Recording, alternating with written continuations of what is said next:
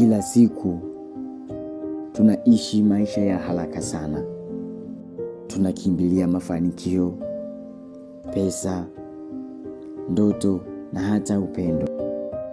Tunaamka asubuhi tukiwa na haraka. Tunalala usiku tukiwa bado tunawaza ya kesho. Lakini kuna swali moja muhimu sana ambalo tunapaswa kujiuliza.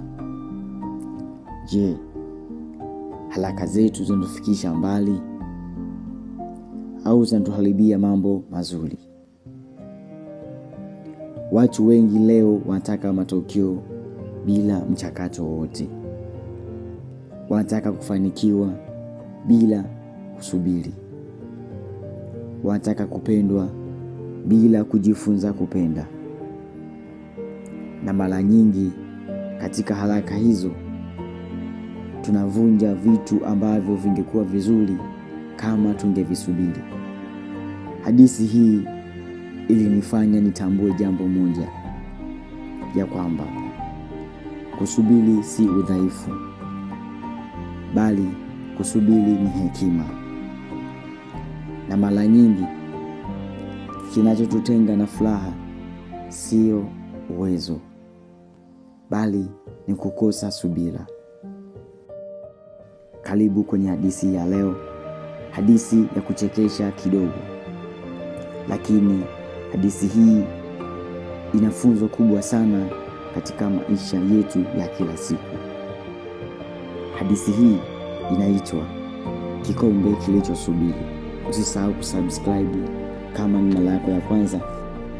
Hadithi hii ni hadithi rahisi sana, lakini ujumbe wake unaweza kukaa moyoni mwako kwa muda mrefu sana. Hebu tusafiri pamoja. Kulikuwa na kijiji kidogo sana kilichoitwa Upendo. Kijiji hicho hakikuwa na majumba marefu, hakikuwa na barabara za lami, wala hakikuwa na kelele nyingi. Lakini kijiji hicho kilikuwa na kitu cha pekee sana. Kilikuwa na nyumba. Kila nyumba ilikuwa na vitu vitatu muhimu. Ilikuwa na kikombe cha chai, ilikuwa na saa ya kuangalia muda, lakini pia ilikuwa na mbegu ndogo ya mmea. Na katika kijiji hicho aliishi kijana mmoja aliyeitwa Timo. Timo alikuwa mcheshi, alipendwa na watu, lakini alikuwa na tatizo moja kubwa sana katika maisha yake. Timo hakujua kuwa na subira. Maana yake hakujua kusubiri. Kila kitu alitaka kifanyike haraka. Akicheleweshewa kidogo anakasirika, akisubiri anachoka. Kwa Timo subira ilikuwa ni adhabu kubwa mno. Siku moja Timo aliamua kupika chai. Akaweka maji ya moto, lakini kabla hata maji hajachemka vizuri, akasema moyoni, hapana, mimi sina muda wa kusubiri. Subira ni ya watu wavivu. Akamimina maji mapema, akaweka majani ya chai, akapiga funda moja. Uso wake ukabadilika ghafla. Uso wake ukakunjamana, akakohoa kidogo na akapiga chafya. Kisha akasema kwa sauti, hii chai ina hasira. Watu wakacheka, lakini Timo hakujifunza kitu. Siku moja iliyofuata, Timo akapanda ile mbegu, akamwagilia maji, akakaa kidogo, kisha akaondoka. Baada ya saa moja tu, Timo akarudi. Akaangalia chini, hakuna kitu. Akasema, hii mbegu ina shida. Akaanza kuchimba udongo, kuangalia kama mbegu inaota. Watu waliokuwa wakipita wakamwona, wakacheka, kisha wakamwambia, Timo, mmea hauoti kwa wifi. Lakini bado Timo hakuelewa kitu. Siku moja Timo alikutana na bibi mmoja mzee sana. Bibi huyo alikuwa anakaa kimya, akinywa chai yake taratibu, akiwa tabasamu la amani usoni mwake. Timo akamwangalia akamuuliza, "Bibi, kwa nini wewe unaonekana kuwa na amani, lakini mimi kila kitu kwangu kinaharibika?"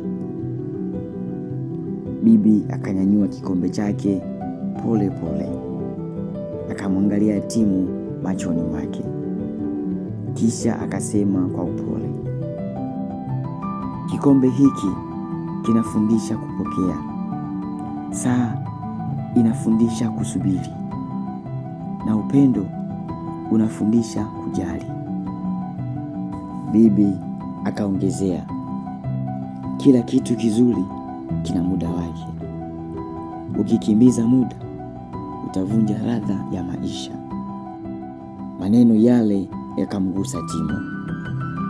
Kuanzia siku hiyo Timo akaanza kubadilika.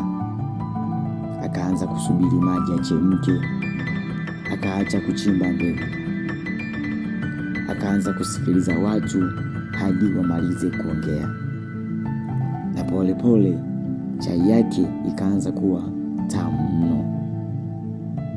Mbegu ikaanza kuota na watu wakaanza kumpenda zaidi. Timo hakubadilisha dunia, lakini alijibadilisha yeye mwenyewe pamoja na maisha yake.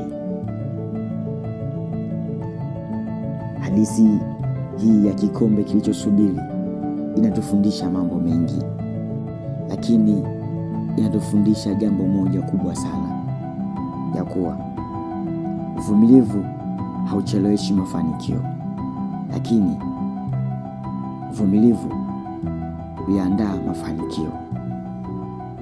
Katika dunia hii tunamoishi, katika sayari hii ya tatu, katika dunia hii inayokimbia, mtu anayejua kusubiri, yeye ndiye anayefika mbali zaidi. Na upendo hauhitaji haraka.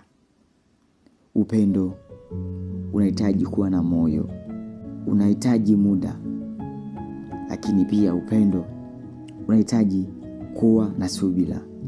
Asante kwa kusikiliza hadithi hii ya kikombe kilichosubiri. Kama imekugusa, chukua funzo lake na uliweke kwenye maisha yako. Ulikuwa nami, niite Anton Simon Mashema, kijana wa ASM. Asante, na tuonane kwenye hadithi inayofuata.